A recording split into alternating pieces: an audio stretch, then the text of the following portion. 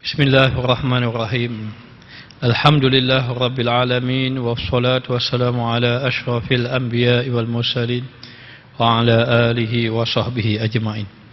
Allahumma salli ala Sayyidina Muhammadin al-Fatihi lima aghliqa wal khatimi lima sabaqa nasiril haq bil haq wal hadi ila siratikal mustaqim wa ala alihi haqqa qadrihi wa miqdarihi al-azim.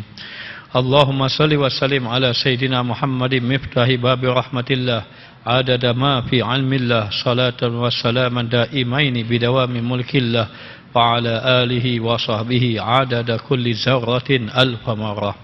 Rabbi syrah li sadri wa yassir li amri wa halul 'uqdatam min lisani yafqahu qawli.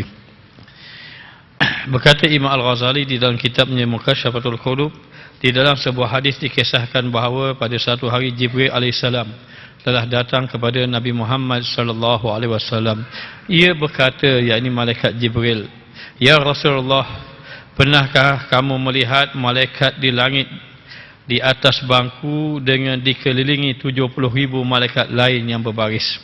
Wahai Muhammad, kamu pernah lihat dah malaikat yang ada di langit duduk di atas bangku, yang mana mereka itu dikelilingi oleh 70,000 malaikat yang lain pula dalam keadaan berbaris.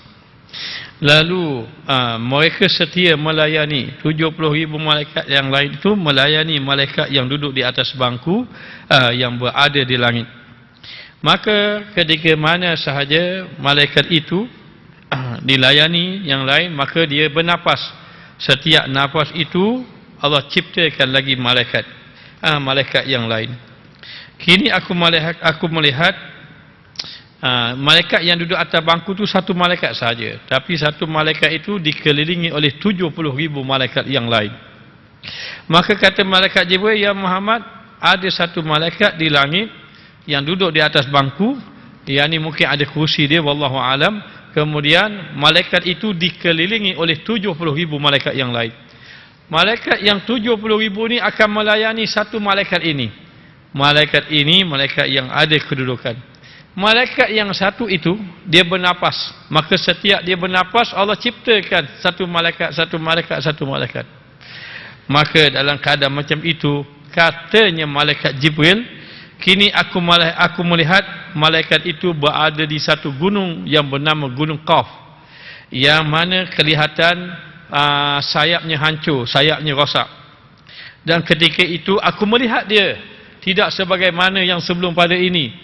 Dan aku melihat dia, lalu dia meminta tolong kepada aku, yakni meminta tolong kepada malaikat Jibril. Lalu malaikat Jibril bertanya pada malaikat itu, apa kesalahan kamu sehingga kelihatan sayap kamu ini rosak?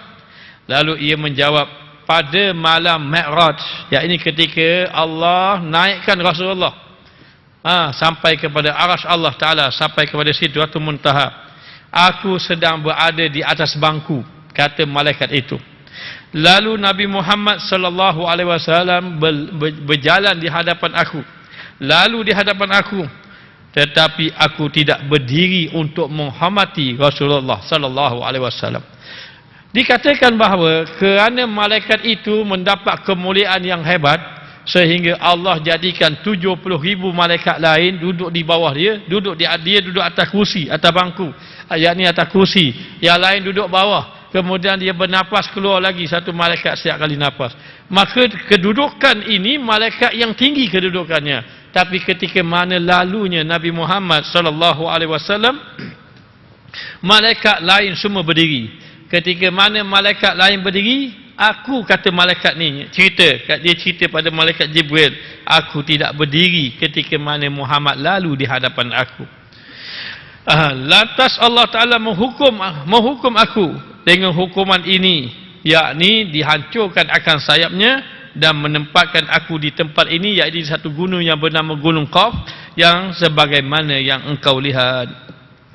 Lalu kata malaikat Jibril, aku menundukkan kepala kepada Allah Subhanahu Wa Taala, menundukkan diriku, yakni sujud kepada Allah Ta'ala dan memohon syafaat Allah agar Allah menolong kepada malaikat tadi. Lalu Allah berkata, ya Jibril alaihissalam, katakan kepada ia, hendaklah ia berselawat kepada kekasihku Muhammad sallallahu alaihi wasallam lalu Allah memerintahkan malaikat itu yang dihukum oleh Allah agar berselawat kepada Nabi Muhammad sallallahu alaihi wasallam. Lalu malaikat itu pun berselawat kepada Rasulullah sallallahu alaihi wasallam. Bila mana sahaja malaikat itu berselawat, maka Allah mengampunkan ia dan Allah menumbuhkan kembali sayap dan diletakkan dia kembali di tempat yang mulia di atas malaikat-malaikat yang lain. Demikianlah kemuliaan Nabi kita Muhammad sallallahu alaihi wasallam. Imam Al-Ghazali ia mendatangkan sedikit kisah mengenai Rasulullah, menceritakan tentang kemuliaan Rasulullah sebelum membicarakan tentang bab yang akan dibicarakan nanti.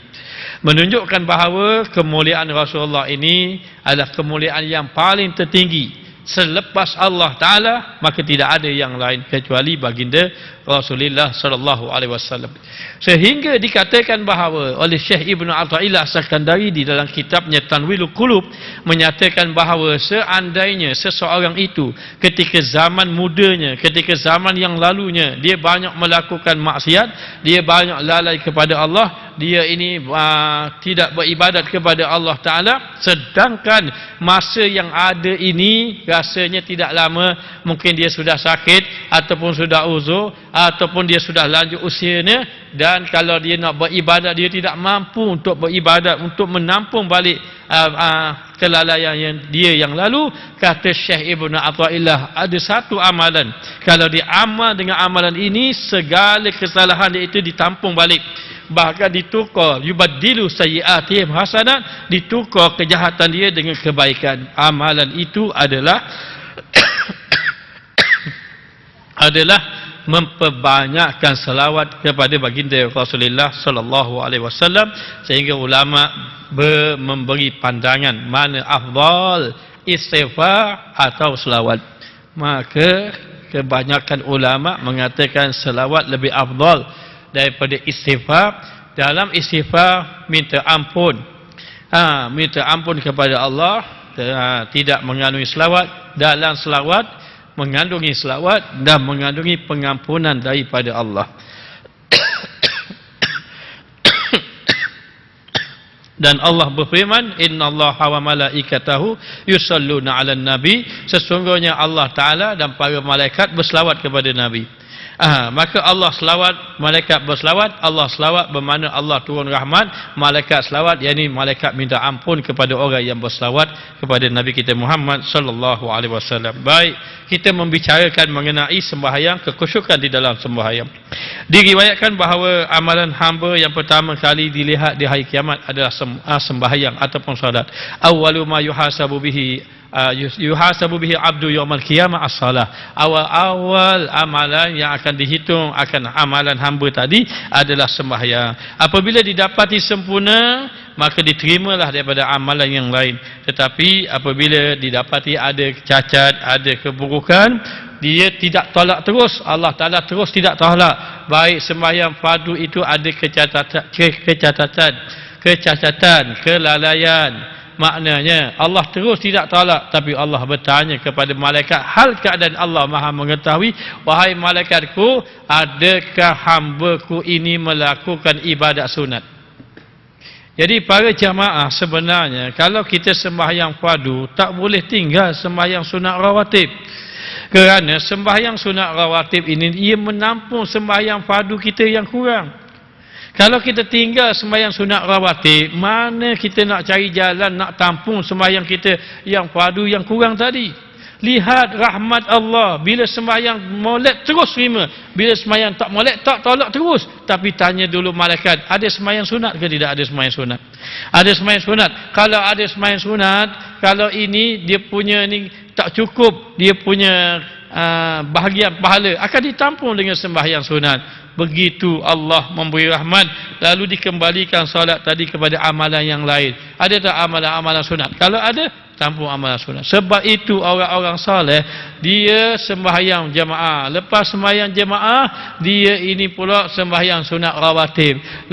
Lepas sembahyang sunat rawatib, balik rumah baca Quran pula, nak tidur berzikir. Ia akan menampung kerana disebut, dia tanya, Adakah amalan-amalan yang lain? Kalau ada amalan lain, tampung baik sembahyang yang kurang tadi. Ini rahmat daripada Allah Subhanahu wa taala. Maka sembahyang adalah amalan yang penting. As-salatu imaduddin. Sembahyang itu tiang agama. Faman aqamaha faqad aqamaddin. Waman tarakaha faqad hadamaddin. Siapa yang mendirikan sembahyang, dia mendirikan agama. Siapa yang meninggalkan sembahyang, dia meruntuhkan agama. Maka Rasulullah SAW bersabda, perumpamaan sembahyang fardu adalah seperti timbangan.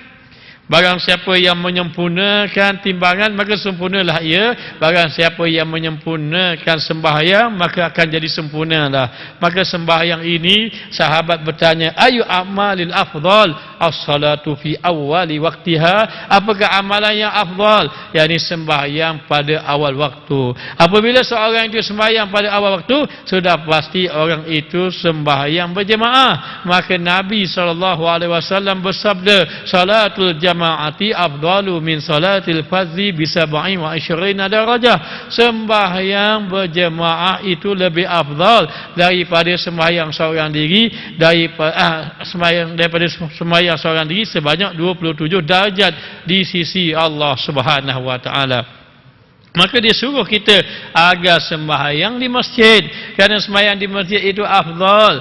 Sekasih-kasih ahabbul bilad, sekasih-kasih negeri, yakni tempat yang Allah Ta'ala suka, masajiduha, yakni masjid-masjid dia. Jadi kalau boleh kita sembahyang di masjid, sembahyang berjemaah. La salata li jaril masjid illa masjid. Tidak ada sembahyang orang yang berhampiran dengan masjid kecuali di masjid, ataupun di surau yang berhampiran dengan rumah kita, sembahyanglah kita berjemaah. Sementara itu Yazid Al-Riqashi mengatakan bahawa salat itu seimbang.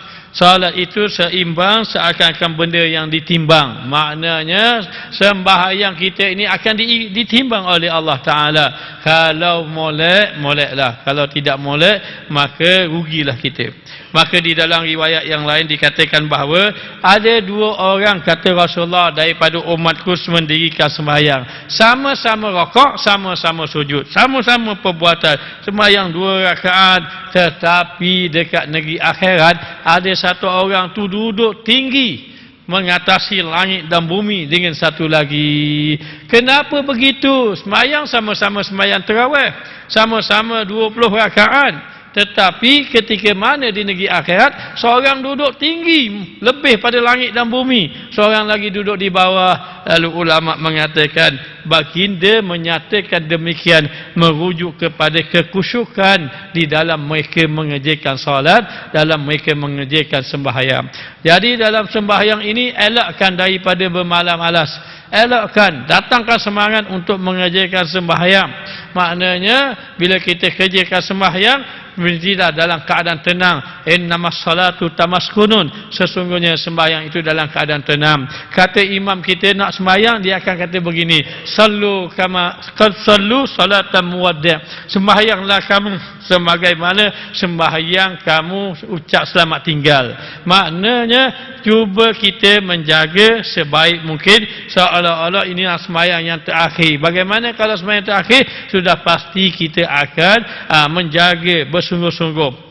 Lalu dikatakan bahawa pada hari kiamat Allah Ta'ala tidak memandang hambanya yang mana dia tidak meluruskan tulang belakang dia ketika rakaat dan sujud. Ketika rakaat dan sujud hendaklah dalam keadaan tamakninah, dan rakaat sujud hendaklah menepati syarat, dan sujud dan juga rakaat dalam keadaan betul-betul maknanya tunduk khuduk kepada Allah Subhanahu wa taala. Jangan tidak ada tamakninah.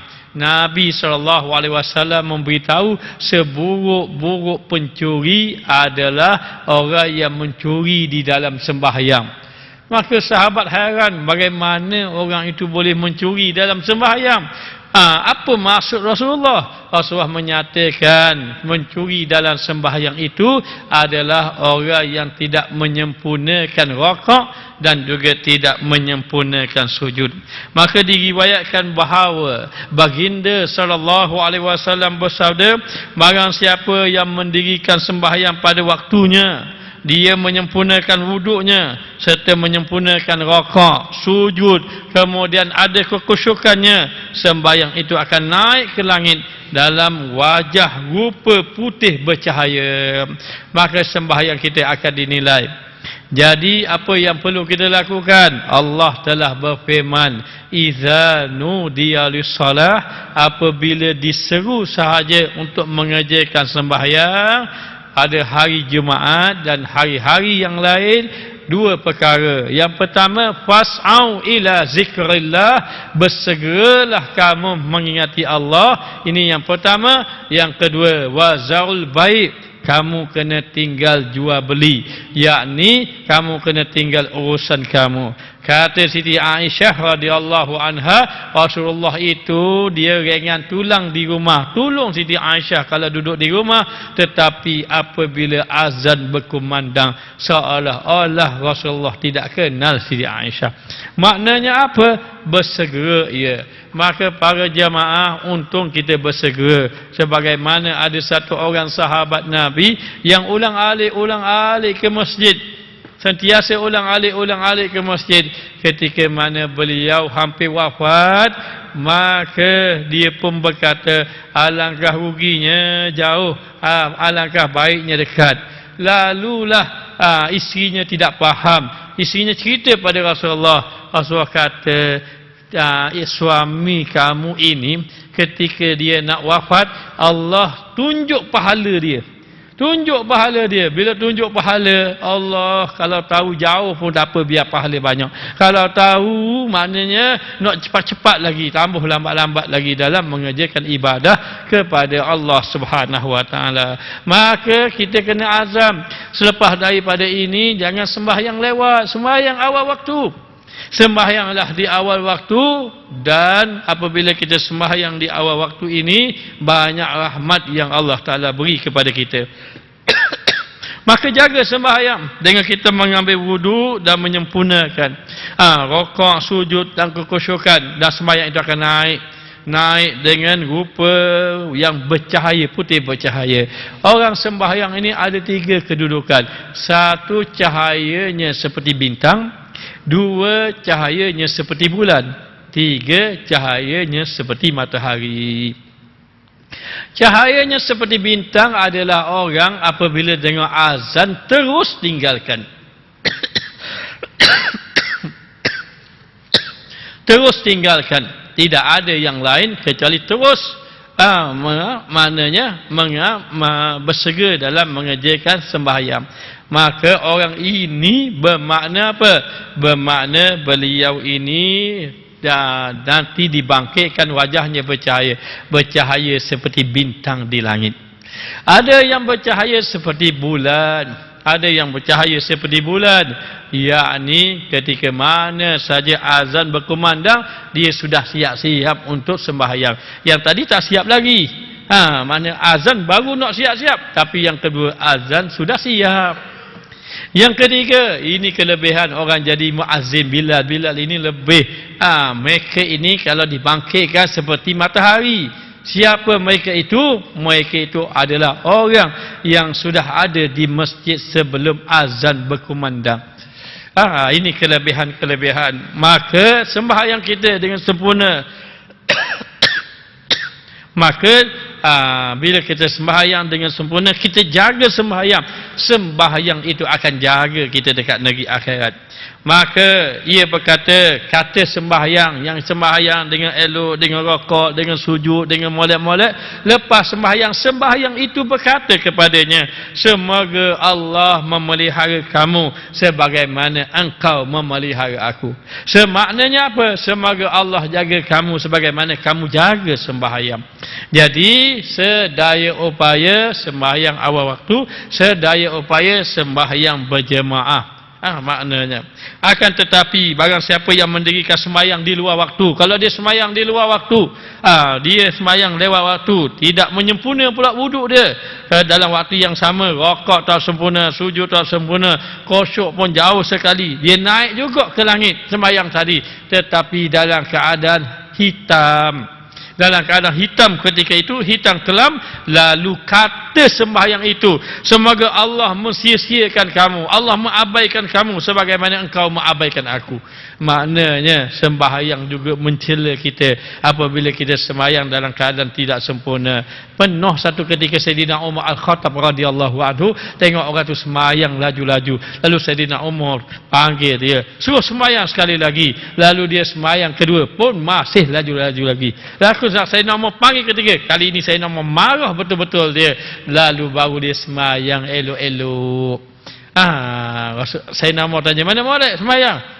Yang kediang ke yang dahulu? Kalau ikutkan itu yang mula-mula molek, kan yang kediang kan molek. Ya tu yang mula-mula tu kerana Allah, yang ketiga tu kerana takut ke umur. Takut ke Sayyidina Umar Al-Khattab. Walau bagaimanapun yang suruhnya sembahyang dalam keadaan sempurna. Baik. Maka dikatakan bahawa dengan kehendak Allah sembahyang itu dilipat. Lipat macam mana? Lipat sebagaimana lipat pakaian. Dan kalau naik dalam keadaan hitam akan dilempar ke muka tadi. Jadi begitulah maknanya apabila tidak menjaga sembahyang. Moga-moga Allah jadikan kita orang yang menjaga sembahyang. Kita mula dengan sembahyang awal waktu, kemudian sembahyang jemaah kita pun jaga, kemudian kita pun juga kena jaga rakaat, sujud, perkara-perkara yang berkaitan dengan sembahyang. Maka jangan mencuri dalam sembahyang, jangan cepat-cepat. Sembahyang dalam keadaan tenang sahaja. Sehingga dikatakan bahawa ada dua orang, satu berlari-lari masuk saf, satu berjalan dalam keadaan tenang masuk saf. Yang tenang masuk saf kena tambah rakaat, yang berlari-lari gaduh-gaduh itu tak perlu tambah rakaat.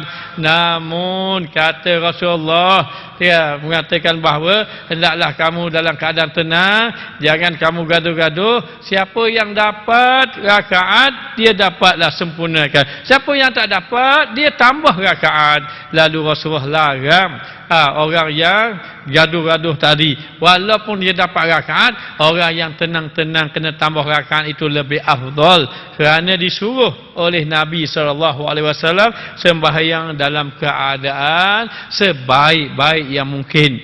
Jangan kita sembahyang dalam keadaan ajalah, dalam keadaan tergopoh-gapah dan seumpamanya. Maka Ibnu Mas'ud berkata, sembahyang itu adalah ukuran. Barang siapa yang menyempurnakan, maka sempurnalah ia. Tapi barang siapa yang kurang, maka kuranglah ia di sisi Allah Ta'ala. Maka Allah Ta'ala berfirman, fawailul lil mutaffifin, maka binasa bagi orang yang curang dalam timbangan dia. Maka demikian, timbangan tu biar betul-betul molek tepat. Sembahyang begitu juga, biar betul-betul tepat, biar betul-betul elok dalam mengerjakan sembahyang. Maka seorang ulama berkata, perumpamaan orang yang sembahyang itu seperti orang yang berniaga. Dia tidak mendapat keuntungan sedangkan modalnya habis. Begitu katanya, sembahyang seperti orang berniaga. Ada orang berniaga, dia berniaga, modal pun habis, untung pun tak ada. Gitulah sembahyang. Sembahyang masa pun habis, letih pun dapat, pahala tak ada. Waliyazubillah. Jadi kita mohon pada Allah biar Allah Ta'ala mengampunkan dosa kita di atas kelalaian kita dalam mengerjakan sembahyang. Sayyidina Abu Bakar As-Siddiq radhiyallahu anhu berkata, jika masuk waktu sembahyang, berdiri kamu di hadapan api kemukaan Allah, maka hendaklah kamu padamkan dengan mengerjakan sembahyang. Maknanya apa? Bila azan berkumandang, Allah melihat siapa yang tidak menyahut seruan azan. Siapa yang tidak menyahut seruan azan, dia duduk dalam kemukaan Allah. Azan berkumandang, dia buat tak tahu saja, dia teruskan pekerjaan dia. Ketika itu dia duduk dalam kemukaan Allah. Maka padamkan kemukaan Allah itu. Apa dia? Dengan cara macam mana? Cepat-cepat kamu kerjakan sembahyang. Dengar saja azan, cepat-cepat kerjakan sembahyang. Bila cepat-cepat kerjakan sembahyang, kamu telah memadamkan api kemukaan Allah Subhanahu wa ta'ala. Maka perhitungan kita bukan dunia, perhitungan kita jelas di negeri akhirat. Lambat sedikit kita, alangkah ruginya kita. Ada satu orang dia sekejut, mungkin dia tertidur, lalu dia pun bangun daripada tidur, dia berlari-lari untuk sembahyang berjemaah. Ternyata orang-orang masjid sudah balik semuanya sekali. Maka dia tidak sempat sembahyang berjemaah. Teringat dia akan satu hadis, sembahyang berjemaah lebih afdal daripada sembahyang seorang diri 27 darjat. Apa yang dia lakukan? Dia sembahyang 27 kali. Kalau sembahyang isyak 4 rakaat, habis 4 rakaat sekali, sembahyang lagi sampai 27 kali. Kerana nak tapung sembahyang dia tadi itu. Lepas itu letih dia, lalu tertidur pula sekali lagi kerana letih sembahyang.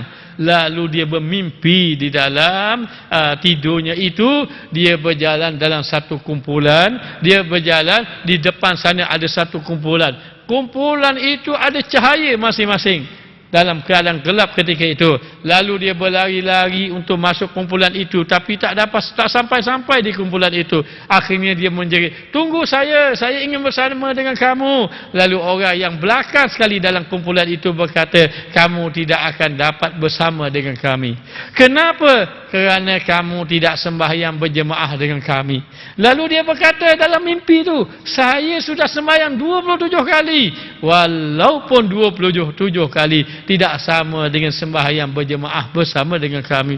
Terkejut dia daripada tidur, lalu menangis dia dengan penuh penyesalan. Begitulah kita, kalau boleh biar ada rasa menyesal, biar ada rasa rugi kalau tidak sembahyang jemaah. Kalau tak sembahyang jemaah rasa biasa je, mayang lewat, mayang awal sama saja, itu bahaya sebenarnya. Kerana apa? Kerana Allah tidak memandang orang yang tidak mengambil berat kepaduan yang Allah padukan kepada dia. Kalau dia tak ambil berat, jadi hak Allah Ta'ala padukan, kita kena mengambil beratnya.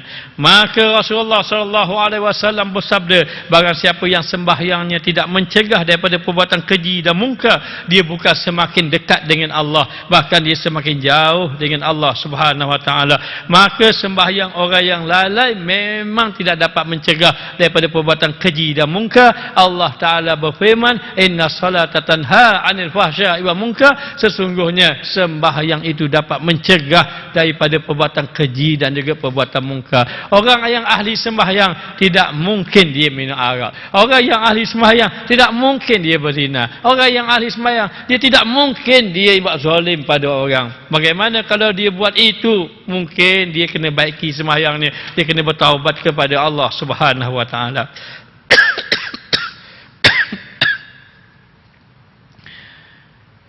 Maka Nabi SAW memberitahu betapa ramai orang berdiri untuk solat, tetapi dia tidak dapat apa-apa kecuali letih dan lelah sahaja, dan tidak mendapatkannya apa-apa. Itu adalah daripada orang yang lalai kepada Allah Subhanahu Wa Ta'ala.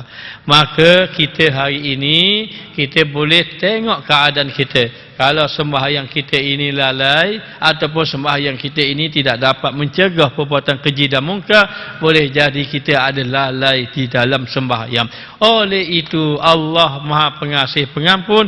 Oleh itu kembali kepada Allah dengan bertaubat kepada Allah. Di sini kena faham, ramai orang faham taubat itu. Kenapa kamu bertaubat? Saya bertaubat menangis setiap malam kerana saya pernah berzina, maka saya bertaubat. Saya bertaubat menangis setiap malam kerana saya ini dulu pernah minum arak. Tetapi ingat, tahukah kita orang-orang soleh dia bertaubat kerana dia sembahyang?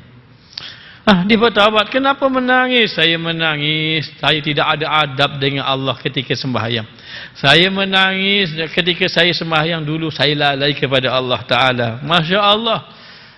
Begitu jauhnya kita. Kita tunggu buat dosa besar baru nak tu. Orang-orang soleh dia telah melihat ketika mana sembahyang lalai dia kepada Allah pun mereka bertaubat kepada Allah. Pernahkah kita dengar bagaimana Syekh Junaid Baghdadi dia bertaubat pada Allah, menangis setiap malam? Kenapa kamu menangis setiap malam? Kerana aku ucap Alhamdulillah. Menyesal dengan ucap Alhamdulillah pun bertaubat.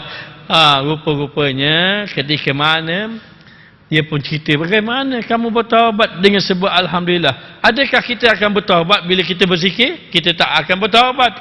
Tapi Syekh Junaid Baghdadi, dia bertaubat kerana dia ucap Alhamdulillah.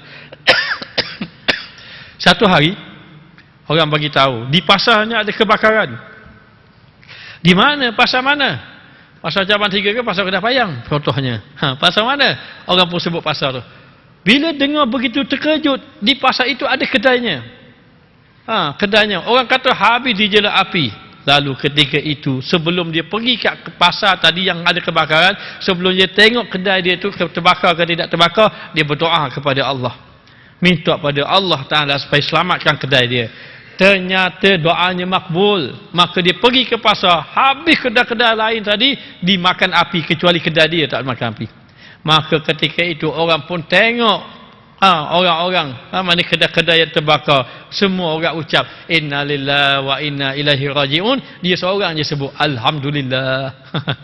Dia seorang je sebut Alhamdulillah. Ketika dia sebut Alhamdulillah, dia rasa menyesal, dia rasa bersalah. Aku mengucap Alhamdulillah di hadapan orang yang ucap inna lillahi. Maka dengan sebab itu dia bertaubat kepada Allah Subhanahu wa taala. Para jemaah, kita boleh bertaubat juga dengan sebab lalai kita dalam sembahyang. Jadi ketika mana kita istighfar, kita minta ampun, kena ada doa begini, ada perkataan gini, ya Allah ya Tuhanku, aku minta ampun kepadamu di atas kelalaian aku dalam mengerjakan solat.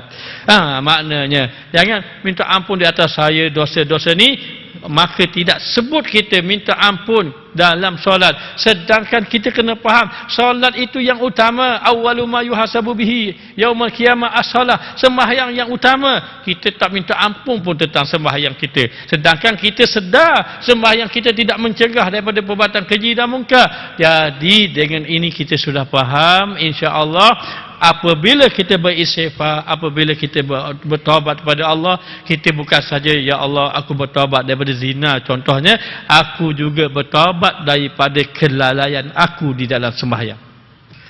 Sebab apa? Sebab sembahyang itu yang utama dihitung di hadapan Allah Subhanahu wa taala.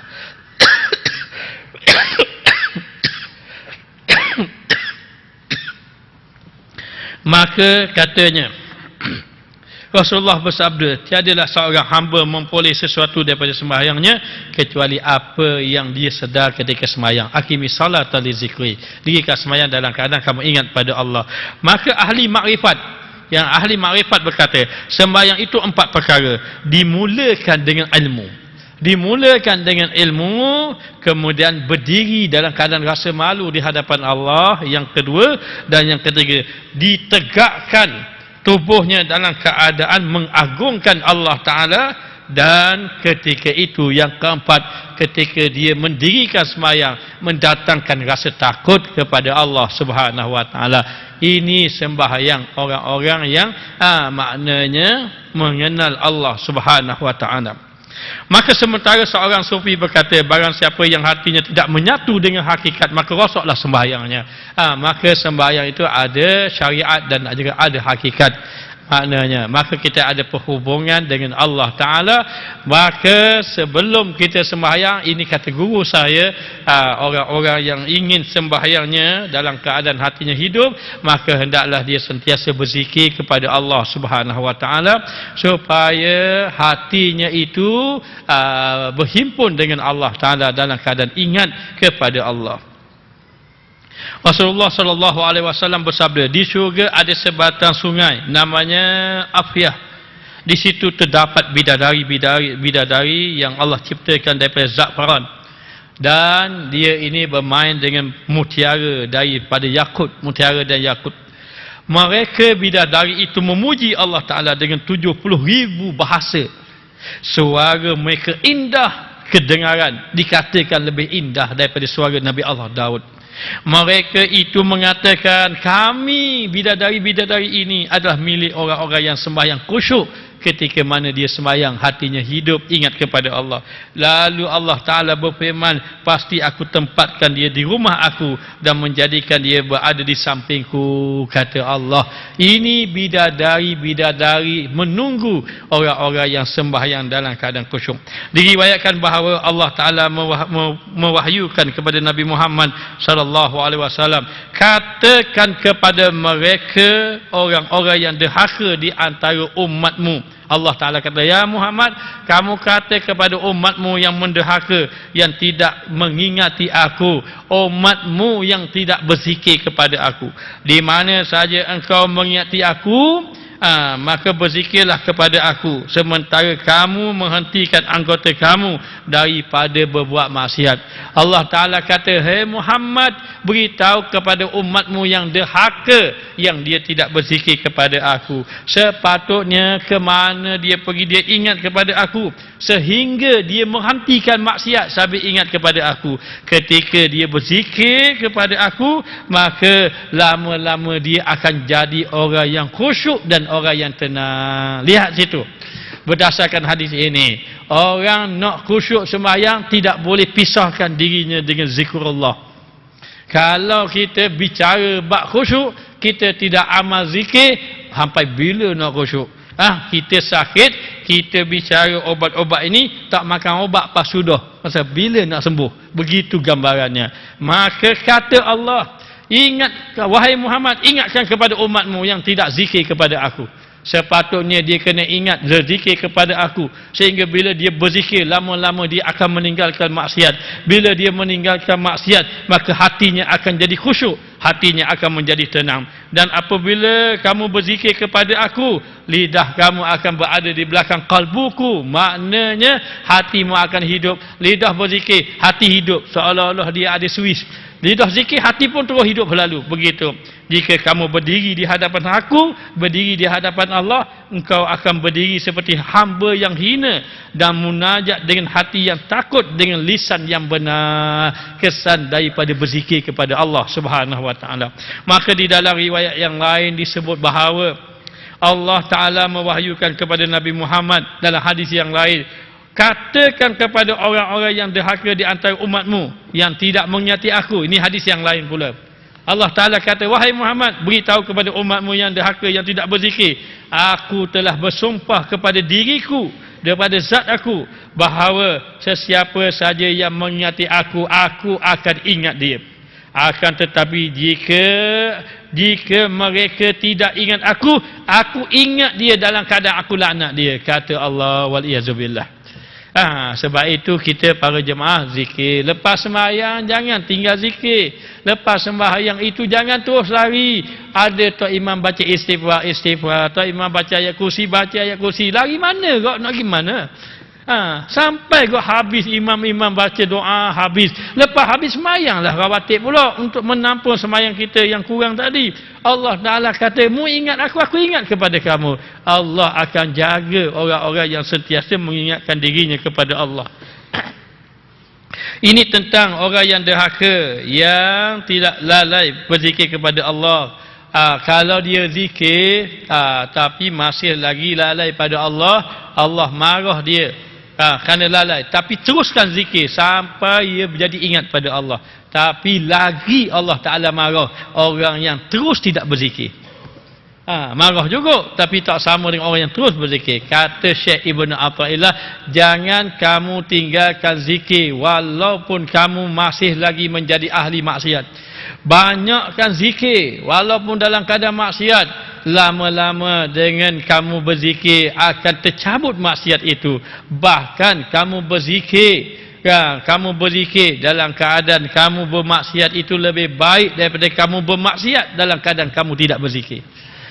Maknanya semua berzikir, lama-lama sampai tercabut maksiat daripada diri kita. Baik. Lalu dikatakan satu orang sahabat berkata, pada hari kiamat manusia akan dikumpulkan seperti keadaan mereka sembahyang. Ada yang dalam keadaan tenang, ada dalam keadaan tenteram, ada yang dalam keadaan dapat nikmat, ada dalam keadaan dapat lazat. Maknanya orang yang dikumpulkan nanti dekat negeri akhirat ini siapa? Orang-orang yang mengerjakan sembahyang dalam keadaan khusyuk, tenang. Dia akan dapat lindungan arasy Allah Ta'ala di padang mahsyar. Nabi Muhammad SAW melihat ada orang sembahyang duk main janggut ketika sembahyang, duk main janggut. Rasulullah kata kalau hati dia khusyuk, anggota dia khusyuk juga. Jadi antaranya nak khusyuk hati, yang sahih juga kena jaga, jangan banyak bergerak dan seumpamanya. Dan dikatakan bahawa Allah Ta'ala memuji orang-orang yang sembahyang dalam keadaan khusyuk sebagaimana firman Allah, allazina hum fi salatihim khashi'un, mereka itu di dalam sembahyang mereka khusyuk.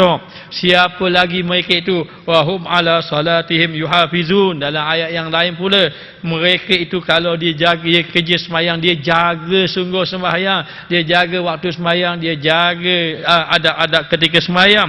Allazina hum ala salatihim daimun, yang mana ketika mana mereka sembahyang, mereka tetap mengerjakan sembahyang, istiqamah dalam mengerjakan sembahyang. Jangan hari ni semangat awal waktu, besok jadi tak semangat, akhirnya sembahyang zuhur nak dekat asar. Jangan begitu. Biar daimun berkekalan kita. Maka ada orang yang mengatakan bahawa orang yang mengerjakan sembahyang itu banyak, tetapi orang yang khusyuk di dalam sembahyang itu sedikit. Ini benar sekali. Ini benar sekali. Dan orang yang mengerjakan haji itu banyak. Orang yang dapat haji mabrur itu sedikit sekali. Burung itu banyak, tetapi burung yang dapat berkata-kata itu sikit sahaja. Begitulah maknanya. Orang yang berilmu ramai, tapi yang beramal sedikit sahaja. Moga-moga Allah Ta'ala ampunkan dosa kita. Moga-moga Allah Ta'ala kurniakan kita di kalangan orang yang khusyuk mengerjakan sembahyang. Rabbana atina fid dunya hasanah wa fil akhirati hasanah wa qina azabannar. Wa sallallahu ala sayyidina Muhammad wa ala alihi wa sahbihi wasallam. Walhamdulillahi rabbil alamin.